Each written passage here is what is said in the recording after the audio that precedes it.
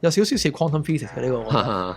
即係 quantum physics 有樣嘢就係波粒二象性啦，粒 particle 同時可以係 wave， 同時可以係 particle。咁但係咧，你觀察佢嗰下就 define 咗佢，觀察會影響結果啊嘛，呢個係。有少少似嘅就係咧 tune 嘅時候咧，你唔揼落去，你根本就觀察唔到佢個當下個聲音係點樣。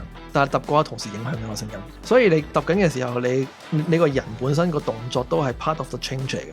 喺弦樂啦，個發聲體係 1D material 嚟噶嘛，一條線你可以喐到嘅 fetters 好少嘅啫，一係拉緊，一係整短整長嘅啫。當然你都可以喐佢裏邊嘅 properties， 即係你燒佢跟住急凍嗰啲，可以整硬裏邊啲結構啊。但係呢啲唔係咁 common 嘅做法啦。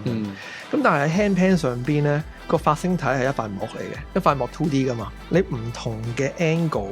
唔同嘅軸咧都可以有唔同嘅 tension 喺裏邊，導致到咧你打出嚟嘅時候個音啊或者 harmonics 咧唔係 linear 嗰啲嘢，